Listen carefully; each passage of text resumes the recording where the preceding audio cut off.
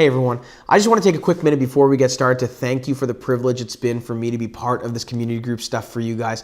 It has been so good just to hear all your stories, to hear the transformation that's happening in your groups. So much of this is beyond us. You have no idea where the life change that happens in groups. I mean, God just lets us see this and be part of it, and it's amazing. And what I want to do, because I've been so encouraged this year, is actually encourage you, and some of you in groups need to hear this, to take the next step and actually lead a group yourselves. Maybe you're in a place where God's helped develop you and bring you to where you're saying, man, maybe this is for me to actually take another step to lead a group in September. The reason I'm asking you now is because Village Church has continued to grow, and there is an increased need for community here at Village Church, where we need people to have a place where they can go and be known and know others and grow in the gospel and apply the sermon to their lives and make real relationship with people, where we can build relationships where things happen to the glory of Jesus. That's what we want to do. So maybe you are in the place where you want to lead a group. Would you reach out to me? Would you email me right here at this email, so that we might be able to get in touch with you and get you started on starting a group this September, so that more people would meet Jesus, so that more people would be disciples, so that more people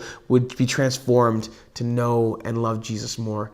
I'm looking forward to seeing this with you guys. Thank you so much for this awesome last semester, and let's get into curriculum right now.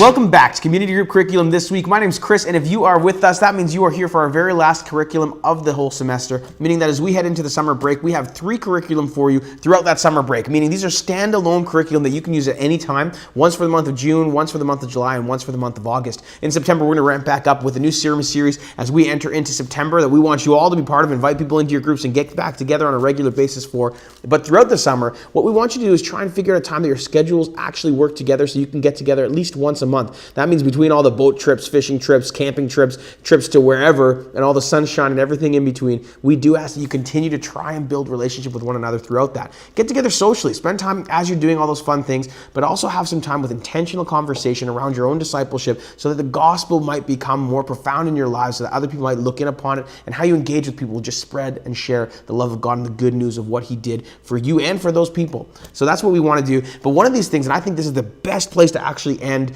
our curriculum, because it sends us off into summer, is to discuss kind of this foundational place of where we want and how we want to have a relationship with God function. And so what Jesus does is he lines up for us what it looks like to have something called a childlike faith, what it looks like to actually have faith like a child does. And there's so many different avenues we can try and get into to define this, and that's what we're going to get you to do. But I first want to read for you where this all comes out of, and this is where Pastor Ken brought us through in chapter 19, verses 13 to 15, and it goes like this.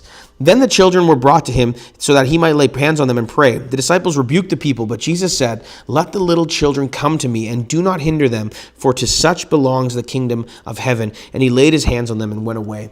Even through the New Testament, we hear this profound example of who God is as a father, that there's this father heart of God, that he is Abba. He's something that we can relate to. And he's not just this out there figure that we can't describe or compare ourselves to, but he's actually a father. Even in Galatians, it goes so far to say that we, as Christians, believers in Jesus, are actually his adopted sons and daughters, that we're heirs according to his grace, that we're actually brought, not only saved from our sin, but we're actually saved into a family. And this is a beautiful picture of God loving his people so much that he would send his son to die for them, and not just to save them, but adopt them into this family. And then Jesus rose again, and then they sent the Holy Spirit to be with us. It's this beautiful ongoing picture of God's grace in our lives. But what does it look like practically? So we're adopted, saved into the family of God, yes, but what does it look like to actually live in a way that is a child, like a child to the God of the universe, to have that kind of relationship with him? For some of us, that's really hard to picture because we haven't had good relationships with our parents. We can't really place that anymore. Maybe we've seen it. Maybe we've had good aunts and uncles or people that we've related to as older people and we got along with, or they helped guide us, or they said good things. Maybe it was a stepfather who came into your life later and helped you move through some really tough times. But what does it really mean to have that childlike faith with a relationship to God, the Father? That's what we want to discuss as a group, because when we define something, then we can start moving towards it. It's almost like defining out of all the muck, what does it look like to actually have a relationship with Jesus that's living and flourishing and trusting and winsome and enjoys the small things in life, and you have time to actually live and experience things. And let's take time right now in so many different avenues of how you work, how you play, how you dream, how you experience God, how you engage with him, how you take risks, how you trust, how you defeat anxiety and fear in your life. All these different things, let's discuss as a group so that we might actually define what a childlike faith is and how we practically live that out in our lives. Because that's going to be a great foundation as we move into the summer to spend time intentionally with the God of the universe as a child of his, as a son or daughter of the God who made you, loves you, and has a plan for you? Let's discuss this as groups right now.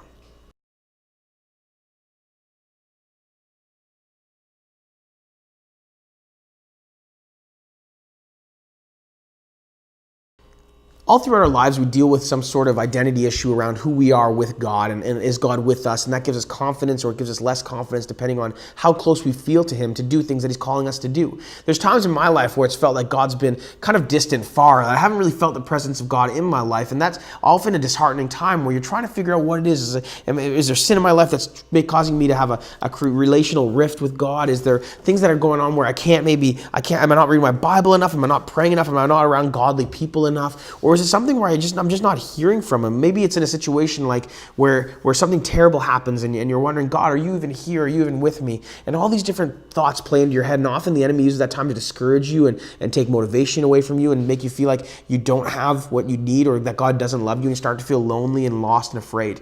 See, all of these things have happened to me, and maybe they've happened to you too. I want to take some time to talk about what it looks like where you don't feel the presence of God around you. Has there ever been a period in your life where you haven't?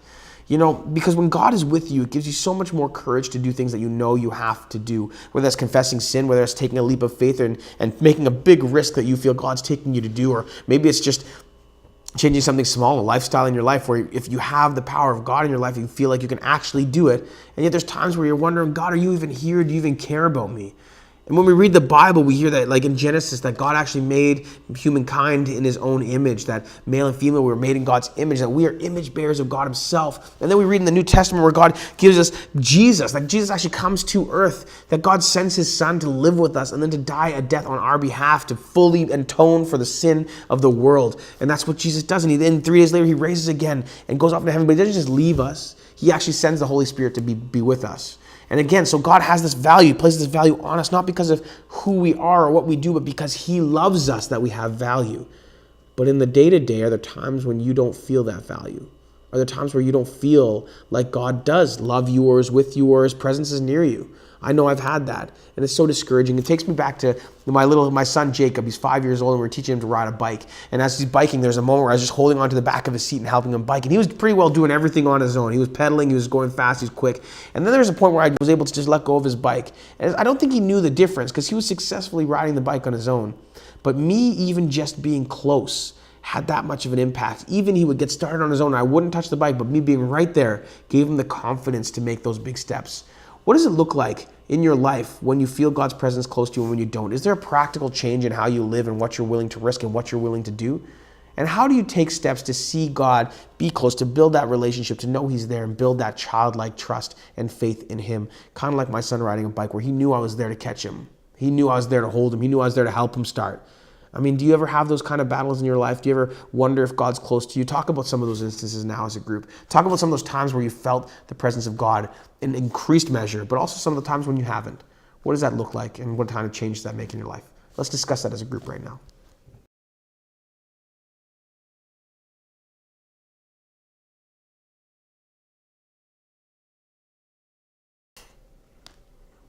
As we read the Bible, there's things that happen throughout our lives where we wonder, man, does this have any impact on me today?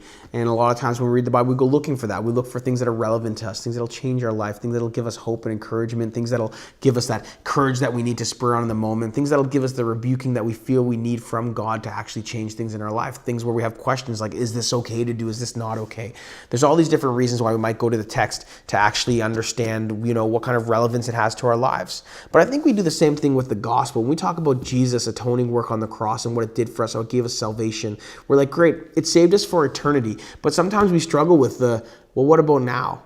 Does it change anything now? Has the kingdom actually come now in my life or in others? And we fail to take some responsibility on ourselves to say, hey, as image bearers of God, as changed and transformed Christians, that we actually have been given the opportunity to help change the now for the rest of eternity. That things we do now, like we talked a couple weeks ago, things we do now will echo into eternity. That there are things that we have to change and try to change. That's why we seek justice for the lost. We seek justice for the downtrodden. We help people. We offer out love, and we really practically help people. But when you talk about the gospel in your own life, ways when you're struggling with sin or relationship or forgiveness, this theme that we've been talking about, forgiveness, for a long time, or you're trying to develop this childlike faith with God where you can engage with him as a father, what does it actually look like to have the gospel play out in your life? Is that something that's really hard to do? Is it hard for you to see how the gospel is practically for you and with you, how the gospel actually changes your life? I know for me, it took me a while to figure out things even around sin, where it's like, man, like I'm struggling with sin, and yet I'm supposed to be a Christian. Doesn't that mean I shouldn't struggle with sin anymore? Or maybe I should have, that God's power should give me the power to overcome sin? Is there ever going to be a day where I don't sin? Well, not till eternity. But in the meantime, is there ways that I can grow and sin less? Absolutely. Should I be trying for that? Absolutely. Should I be striving for that? Absolutely. And should I believe that the gospel actually shows that in Jesus defeating sin in the cross, in Jesus defeating sin when he rose from the dead, that we actually do now have power in our lives to overcome sin as well? That God doesn't actually now, we aren't held captive by the law of sin and death, but we are now captives to the light, that we are captives to this new law, the spirit of life, that we are truly saved. So this is something I want to talk about right now. The gospel and all its implications. What does that mean for you? How has that changed your life? What does that actually mean? Has it become some sort of form of legalism where you have to do everything right now, you try really hard and you're never there? Has it become something where it's like, oh, the gospel means I'm forgiven for everything, so I can actually sin all the more? Paul says no. He says, no, we can't sin all the more. Or is it something where now you have the power to overcome sin because you've seen the gospel work in your life and you've seen that at play? Let's discuss what the gospel means in our lives. In a childlike way, what does that mean? How does it practically change who we are and how we live? Let's discuss that as a group right now.